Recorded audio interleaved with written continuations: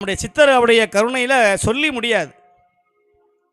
சட்டியை தலையில் கமிழ்த்திருந்தாராம். ஏன்? இந்த உலகத்தில் எதுவுமே நிலையில்லாதரா, இந்த உலகத்தில் எதுவுமே எந்த பொருளையும் ஒன்றாக்கலாம், தங்கத்தை உருக்கலாம், உடைஞ்சு போன கல்லை கூட ரெண்டாக பிளந்து ஏதாவது செய்யலாம், அல்லது வெத்தலை பாக்கையாவது கொட்டலாம், அல்லது தீயையாவது கொட்டலாம். ஆனால் சட்டி பானை மண்ணால் செய்யப்பட்ட சட்டி உடஞ்சி போச்சுன்னா எதுக்குமே ஆகாது.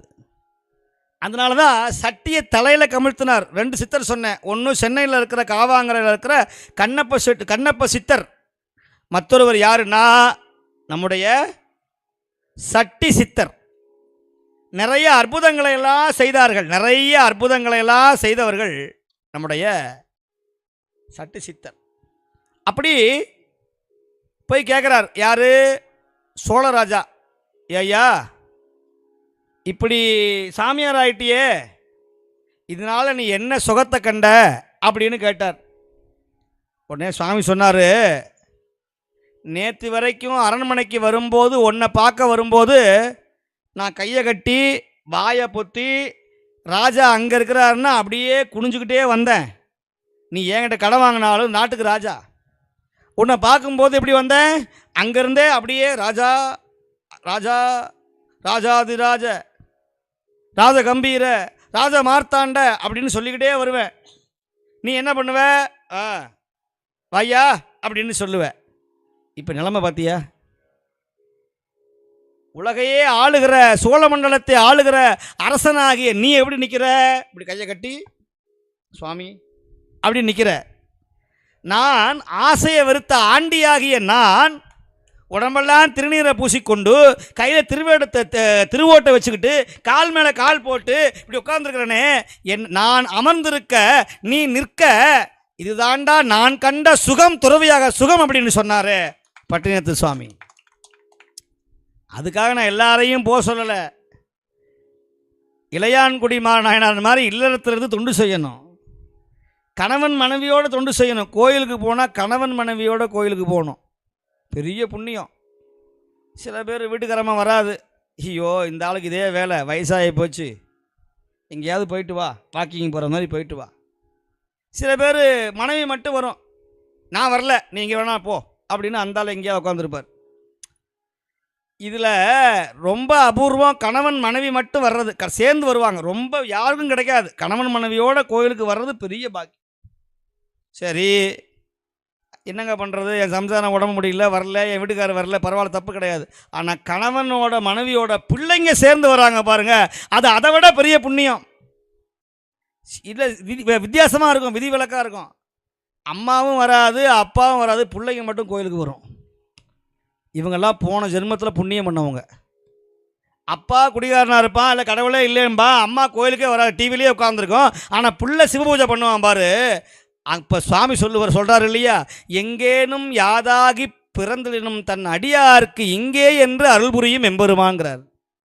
நீ எந்த உலகத்தில் எந்த ஊரில் பிறந்திருந்தாலும் சிவபெருமானுக்கு உன்னை பிடிச்சி போச்சுன்னா அவரை கொண்டு வந்து சேரில் உட்கார வச்சுருவார். இன்றைக்கி யார் வரணும், யார் பேசணும், யார் கேட்கணும், யார் கடைசியாக உட்காந்துருக்கணும், யார் பாதியிலே எந்திரிச்சு போகணும் அப்படிங்கிறதெல்லாம் உள்ளே இருக்கிற சித்தரும் எல்லாம் உள்ள சிவபெருமானும் முன்னமே எழுதியிருந்த ஏட்டின்படி என்று இருங்கிறார்.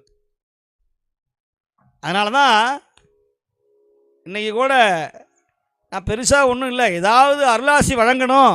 இன்றைக்கி மத்தியானம் வானம் இருந்துட்டு வந்துச்சு, மழை வர மாதிரி இருந்தது. இன்றைக்கி மழை வந்தால் என்ன பண்ணுறது? சித்தர் பார்த்தார், கவலையே படாதப்பா, நல்ல நாள்லேயே தேவக்கோட்டைக்கு மழை வர மாட்டேங்குது, நல்ல நாள்லேயே மழை வர மாட்டேங்குது, ஆனால் நிச்சயம் மழை வரும். ஆனால் இன்னைக்கு என்னுடைய விழாவில் இத்தனை அடியார்கள் ஏமாந்து போகக்கூடாதுங்கிறதுக்காக அந்த மழையை நிப்பாட்டிருக்கிறார்னு சொன்னால் அது சித்தருடைய பெரிய கருணை தான், பெரிய கருணை. இந்த சித்தர் சாதாரணமான ஜீவசமாதி கிடையாது. உள்ளே போனால் தெரியும், அப்படியே அனல் வீசுகிறது. அதை பூஜை பண்ணுகிற நம்முடைய சிவாச்சாரியார்கள் உணர்வார்கள். இந்த சுவாமியினுடைய ஜீவசமாதி எதுக்கு சொல்ல வர்றேன்? இப்போ அடுத்த வரலாறு. அப்பேற்பட்ட பட்டினத்து அடிகளார் இப்போ என்ன சொன்னேன், வெத்தலை சீவலை போட்டவர் யார்? கரூர் சித்தர். அங்கே வந்துட்டேன்னா சரி, இப்போ வெத்தலை சீவலை போட்டார். ஏய் நகரு அப்படின்னார். யார? ராஜராஜ சோழ சக்கரவர்த்தி. சுவாமி என்ன செய்ய போறாருன்னு தெரியலையே அப்படின்னு வாய் நிறைய தாம்பூலத்தை வெத்தலைய அப்படி வச்சுட்டு மந்திரங்களை சொல்லி அந்த எச்சில உமிழ்ந்தாரா எங்க சிவலிங்கத்துக்கு மேலே. நம்மளா இருந்தா என்னையா அது, வெத்தலை சீவலை போட்டுவிட்டு யாராவது உமிழ்வாங்களோ? இப்படி அம்பாலே செய்தால் அகிலாண்டேஸ்வரி. எங்க கவி காலமேகம் புலவர் இருக்காரு, அகிலாண்டேஸ்வரி அன்னை திருவானைக்காவலில் தினந்தோறும் அர்த்தஜாமம் முடிச்சுவிட்டு அப்படியே சலங்கையை போட்டுக்கொண்டு வாயில் தாம்பூலம் தரிச்சுட்டு அம்மா வருவாங்களாம் எங்கள் அன்னை அகிலாண்டேஸ்வரி திருவானைக்காவலில். அப்போ அப்படி வரும்போது கோயில் சுற்றி வரும்போது அங்கே ஒரு மூடன் படுத்திருந்தா, ஒன்றும் தெரியாத ஒரு மூடன். அப்பா வாயத்தரேன்னாங்களாம். சீ போ, தூக்கத்தில் வந்து எழுப்புறிய, நீ யாரும்மா நீ?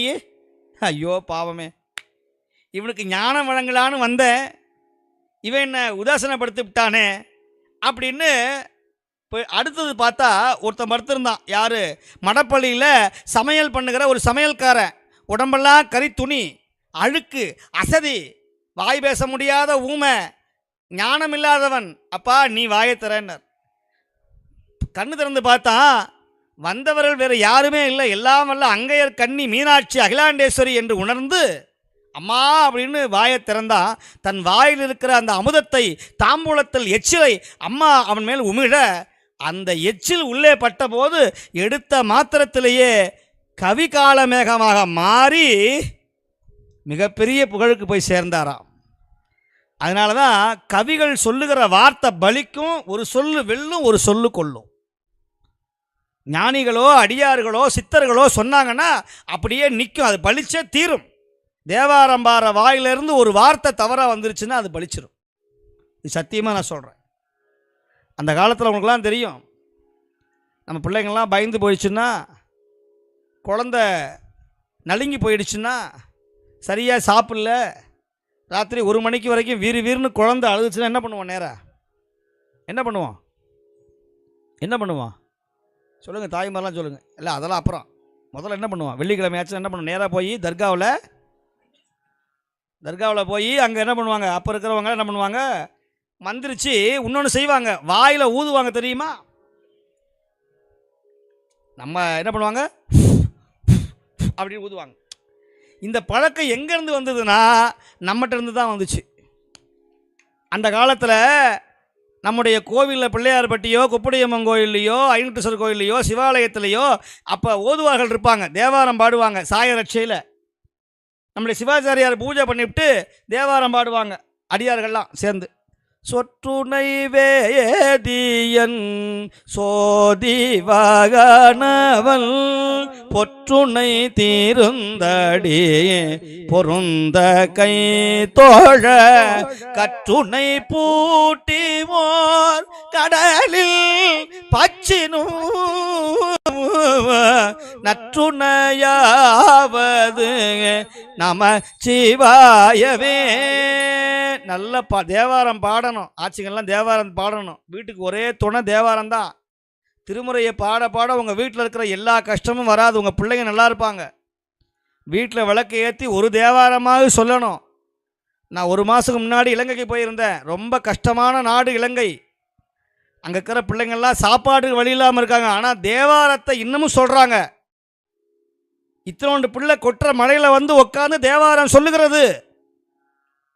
இப்போ திரும்ப டிசம்பரில் போய் அந்த மக்களுக்கு ஏதாவது செய்ய போகிறோம், ஏதாவது செய்யணும்.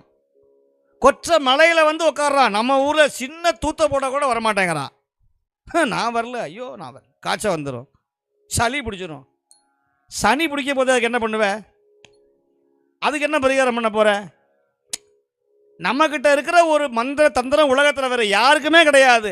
தமிழில் இருக்கிற மாதிரி உலகத்தில் வேறு எந்த மந்திரமும் கிடையாது. நிறைமொழி மாந்தர் ஆணையில் சொன்ன மறைமொழியாகிய மந்திரம் என்ப தேவாரத்தை விட உயர்ந்த மந்திரம் உலகத்தில் எதுவுமே கிடையாது. ஆண்பனையை பெண்பனையாக்கியது தேவாரம்.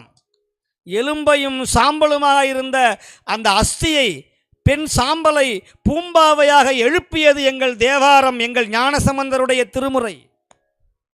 பாம்பு கடித்து இறந்த திருமருகளில் இறந்து போன பிணத்தை தேவாரம்பாடி எழுப்பினார் ஞானசம்பந்தர். தேவாரம்பாடி எழுப்பினார் ஞானசம்பந்தர். கல்லை கட்டி கடலில் வீசினாலும் நற்றுணையாவது நமச்சிவாயவே என்று கல்லை மிதக்கச் செய்தார் நம்முடைய நாவுக்கரசர். சமணர்கள் கொடுத்த ஆழகால விஷத்தை வாங்கி அப்படியே சாப்பிட்டு நஞ்சும் அமுதமாம் எங்கள் நாதனடியாருக்கு என்று சொல்லி அந்த நஞ்சை அமுதமாக மாற்றினார் நாவுக்கரசர். தமிழால் பாடினார் நாவுக்கரசர். மிதிக்க வந்த யானையை பார்த்து அஞ்சுவது யாதொன்றுமில்லை, அஞ்ச வருவதுமில்லை என்று சொல்லி யானையை பார்த்து சிரித்தார் எங்களுடைய நாவுக்கரசர். தமிழால் சிரித்தார் நாவுக்கரசர். மிதிக்க வந்த யானை நாவுக்கரசரை பணிந்துவிட்டு எவன் ஏவினானோ அவனை போய் மிதித்தது. அப்பேற்பட்ட தமிழால் திருப்பி அமைச்சார் எங்கள் ஞானசம்பந்தர். இதே ஆலவாயில் மதுரையில் 1500 ஆண்டுக்கு முன்னால் இன்றைக்கி இருக்கிற எங்களுடைய மதுரை ஆதீனத்தில் சாதாரண ஓலக்குடிசையாக இருந்த பொழுது சமணர்கள் புத்தர்கள் அதற்கு தீ வைக்கிற பொழுது பையவே சென்று பாண்டியருக்கு ஆகவே என்று தமிழால் பாடி அந்த கூன் பாண்டியன் மீது வெப்பு நோயை ஏவிவிட்டவர் ஞானசம்பந்தர். 8000 சமணர்களை கழுவிலே ஏற்றி சைவத்தையும் திருநீரையும் இந்த ஆலவாய் சொக்கநாதர் கோயிலையும் மீட்டெடுத்தவர் ஞானசம்பந்தர். 38 ஆண்டுகளாக அந்நியருடைய படையெடுப்பில் இந்த மதுரை கோவிலை சாத்திய பொழுது எல்லாரும் கண்ணீர் விட்டு அழுதார்களே. 38 ஆண்டுகள் உள்ள கோயிலுக்குள்ளேயே போக முடியாமல், சொக்கநாதரை பார்க்க முடியாமல், மீனாட்சியை பார்க்க முடியாமல் எல்லாரும் கதறிய பொழுது 38 ஆண்டுகள் கழித்து அந்த கதவை உடைச்சி உள்ளே போனால் ஒட்டடையும் தூசும் துருப்புமாக இருக்கிற அந்த சொக்கநாதருடைய கோயிலில் 38 ஆண்டுக்கு முன்னாடி சாத்தின அந்த மல்லிகைப்பூ வாடாமலினான். பாண்டியன் வெற்றி பெற தண்ணீர் பந்தல் வைத்தான் ஆலவாய் சொக்கன். இத்தனை அற்புதம் செய்து குமரகுருபருக்காக அன்னை அங்கையர்கண்ணி சின்ன பிள்ளையாக வந்து அந்த ராஜனுடைய மடியிலே வந்து அமர்ந்து கொண்டு குமரகுருவரை அழைத்து, பாப்பா இங்கே வா, தொடுக்கும் கடவுள் பழம்பாடல் தொடையின் பயனே நரை பழுத்த துறை தீந்தமிழில் ஒழுகுணரும் சுவையே அகந்தை கிழங்கை அகந்தை கிழங்கை அகழ்ந்து எடுக்கும் தொலும்பர் உலக்கோயிற்கு ஏற்றும் விளக்கே வளர் சிமய இமய பொறுப்பில் விளையாடும் இளமென் பிடியே எரிதரங்கம் முடுக்கும் புவனம் கடந்து நின்ற ஒருவன் திருவுள்ளத்தில் அழகு ஒழுக எழுதி பார்த்திருக்கும் உயிரோவியமே மதுகரம்பாய் மடுக்கும் குடல் காடேந்துமில வஞ்சு கொடியே வருகவே மலையத்துவஜன் பெற்ற பெருவாழ்வே வருக வருகவே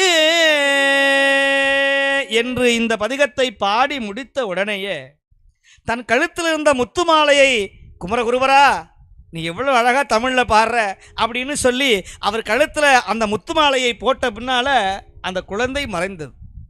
பட்டர்கள் வந்தார்கள், அன்னை மீனாட்சியுடைய கழுத்தில் இருந்த முத்துமாலையை காணவே என்று சொன்னார்கள். இதோ அந்த முத்துமாலையா என்று பாருங்கள் என்று சொன்ன பொழுது அந்த சிறுமி போட்ட அந்த முத்துமாலை குமரகுருவருடைய கழுத்திலே தொங்கியதே. இது யார் திருவிளையாடல்? தமிழுக்காக ஓடி வந்து தன் கழுத்தில் இருந்த முத்துமாலையை அணிவித்தவள் நம்முடைய அன்னை பராசக்தி அங்கையர்கண்ணி அல்லவா? யோசிச்சு பாருங்க நண்பர்களே. முதலை உண்ட பிள்ளையை மீட்டு எழுப்பினார் சுந்தரர். 12,000 பொன்னை விருத்தாச்சலம் முதுகுன்றத்திலே ஆற்றிலே இட்டு திருவாரூர் குளத்திலே எடுத்தார் சுந்தரர். அந்த ஓடாத தேரினை ஓட வைத்தார் சேந்தனார்.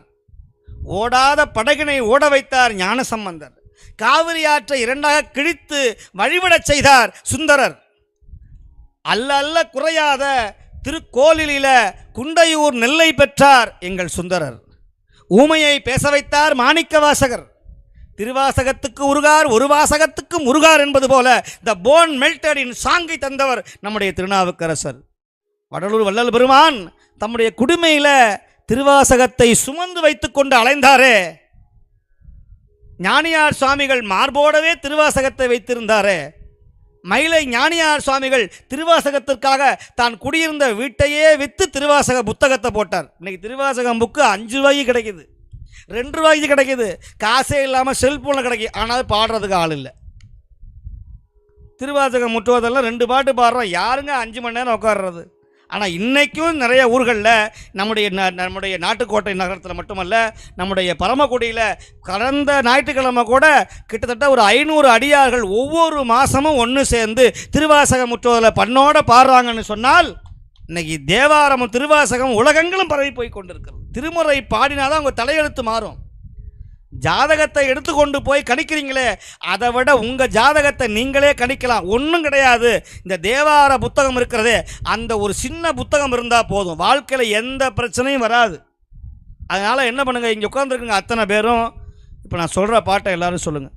சொற்றுணை வேதியன் சோதிவானவன், துணை வேதியன் சோதிவானவன், சத்தமே வரல.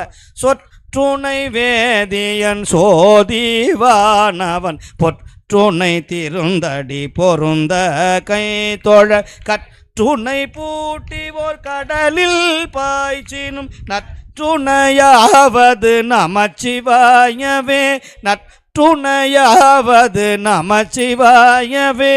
விளக்கு ஏற்றும்போது சொல்ல வேண்டிய பாட்டு இது. எல்லாரும் விளக்கை ஏற்றுறோம். விளக்கை ஏற்றுறது அது வேறு விஷயம். விளக்கு ஏற்றுறோமோ இல்லையோ, ரிமோட்டை எல்லாரும் கையில் வச்சுக்கிறோம். அந்த காலத்தில் எல்லாரும் அகல் விளக்கை வச்சுக்கிட்டு எல்லாரும் எண்ணெயை விட்டு, மகாலட்சுமியே எங்கள் வீட்டில் என்றைக்கும் இரு, காடு திருத்தி நாடு செஞ்ச எங்கள் வீட்டில் என்றைக்கும் விட்டு போகாதுன்னு எல்லா வீட்டு வாசலையும் ஒரு ஸ்டிக்கர் வச்சுருப்பாங்க. செட்டியார் நகரத்தார் வீட்டில் எல்லாத்துலேயும் மகாலட்சுமியே எங்கள் வீட்டை விட்டு போயிடாதேன்னு அப்போ கண்ணதாசன் எழுதின பாட்டு எழுதி வச்சுருப்பாங்க. இன்றைக்கி யார் விளக்கு ஏற்றுறா? எல்லாம் 10:30 மணிக்கு டிவியை போட்டதில் நாடகம், ஒரே ஒப்பாரி, அழுகை, சண்டை, சச்சரவு, நாடகம். இன்றைக்கி பரவாயில்ல, இத்தனை பேர் நாடகத்தை விட்டுவிட்டு வந்து உட்காந்துக்கிறாங்க, பெரிய விஷயம்.